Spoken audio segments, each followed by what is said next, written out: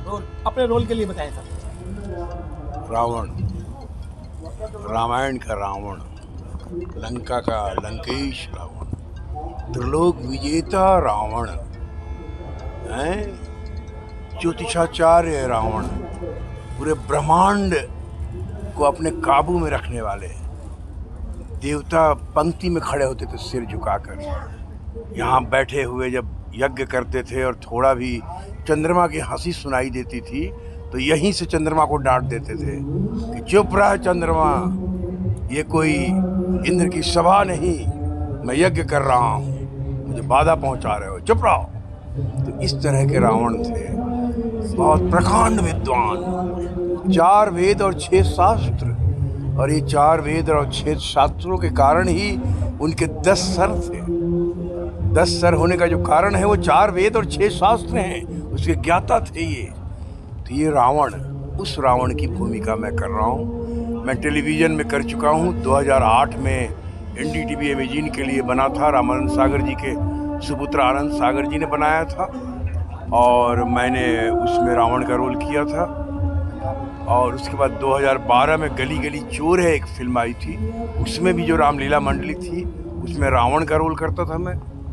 और अभी मैं रामलीला में इस साल रावण का रोल कर रहा हूँ। तो मैं हिंदुस्तान का वो इकलौता एक्टर हूँ जो रामलीला से लेकर टेलीविज़न और फिल्म तक रावण का रोल कर चुका। तो ये भी मुझे बड़ा अच्छा लग रहा है। और रावण का जो शिव तांडव रचित जो स्तोत्र है वो मैं बचपन से ही पढ़ते आता हूँ। तो ये भी अच्छा है कि मुझे पढ़ने का भी सौभाग्य प्राप्त हुआ मंच पे, दर्शकों के सामने 5000 के दर्शक आ रहे हैं। बड़ी अच्छी बात है, बड़ा अच्छा फीलिंग है। अच्छा, जैसे कि आपने खुद बताया कि आप रावण के रोल में बहुत अच्छे से ढल भी चुके हैं और बहुत ज्ञान आप उसके रोल का रखते हैं। आज दर्शक, बहुत सारे दर्शक देख रहे हैं, रामलीला देखते हैं, उनको लगता है बस रावण का अंत ही रामलीला का अंत हुआ। लेकिन मैं उस गलती के बारे में जानना चाहूँगा कि आखिर रावण जब इतना विद्वान था तो उसका मति क्यों मारी गई कि उसने सीता का हरण कर लिया, यह एक बात बताएं जरूर। रावण को मालूम था कि वो भगवान राम जो है भगवान विष्णु के अवतार हैं, सीता आदि शक्ति भगवती की अवतार हैं, वो पता था। और रावण अब यज्ञ कर कर के, तप कर कर के, वरदान ले लेके थक चुका था। 64 चतुर्युगी उसकी उम्र थी। एक चतुर्युगी में 4 युग होते हैं, तो 64 चौका 256 युग उसकी उम्र थी। और वो जानता था कि राम आएंगे, क्योंकि सनक सनंदन सनत कुमार सनकादिक ने बता दिया था कि तुम्हारा कल्याण तुम्हारे 64वें चतुर्युगी में, त्रेता में, जब भगवान राम आएंगे, इक्ष्वाकु कुल से दशरथ के प्रथम पुत्र, ज्येष्ठ पुत्र भगवान विष्णु जब अवतरित होंगे, वही तुम्हारा कल्याण करेंगे, तो तुम चिंता मत करो। तो रावण तब से इंतजार कर रहा था, वो प्रतीक्षा में था कि कब राम आएंगे, राम आएंगे। जब राम आए, जब खरदूषण का वध हुआ तो पता चल चुका कि वो राम आ गए हैं। अब राम लंका कैसे आए, बैर कैसे मोलूं कि मेरा कल्याण करें, मोक्ष तभी प्राप्त होगा, मेरे राक्षस कुल का उद्धार होगा। तो उसने वो एक दुष्कर्म किया कि पत्नी का हरण किया, सीता मैया का हरण किया, कि रावण उस कारण लंका आए, हमारा उद्धार करें। सीता मैया को उसने छुआ तक नहीं था। टेलीविज़न में दिखाते हैं, सिनेमा में दिखाते हैं कि रावण उठा के ले गया था कंधे पे अपने पुष्पक विमान में, नहीं, उसने अपने नाखून से ज़मीन के साथ, ऐसे ज़मीन के साथ उठा लिया था और पुष्पक विमान पे फिर लेके गया था। अशोक वाटिका में भी हर स्त्री थी जो पहरेदार थी, एक भी पुरुष नहीं था। तो इस तरह का चरित्रवान भी था वो। रावण को चूँकि बुराई के रूप में लिया जाता है कलयुग में, और जो लंका दहन जो हुआ था, जो रावण का वध हुआ था, उसको दशहरा में हम लोग मनाते हैं कि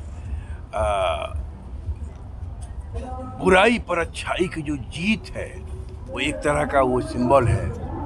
और इसीलिए रावण, कुंभकर्ण और मेघनाथ के पुतले को फूंका जाता है कि बुराई को हमने फूंक दिया। लेकिन प्रश्न ये है कि क्या समाज में मनुष्य अपने बुराइयों को दशहरा में फूंक पा रहा है? नहीं।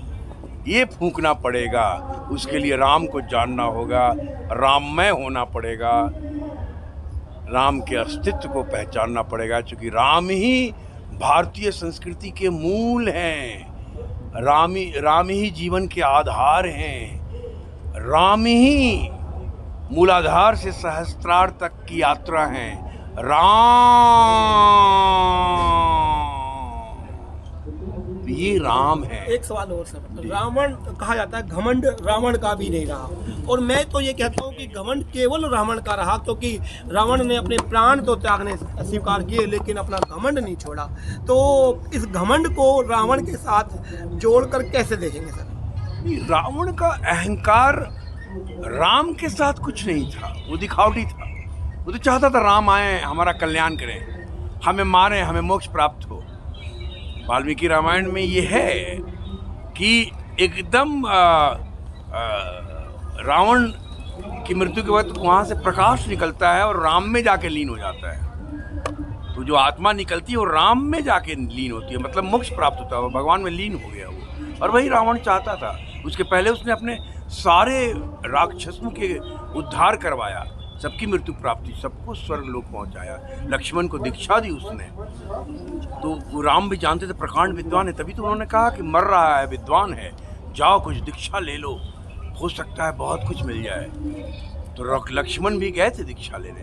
इस तरह से राम में होना आवश्यक है, राम को जानना आवश्यक है। रावण के अलावा कोई और किरदार आप भविष्य में कोई करना चाहो जो आप? मैं कभी किरदार के लिए सोचता नहीं हूँ। मैं ये चाहूँगा, हर मनुष्य एक किरदार है अपने आप में, पूरी सृष्टि एक मंच है, डायरेक्टर ऊपर बैठा हुआ है, सबका प्रवेश और निकास होता रहता है समय समय पे।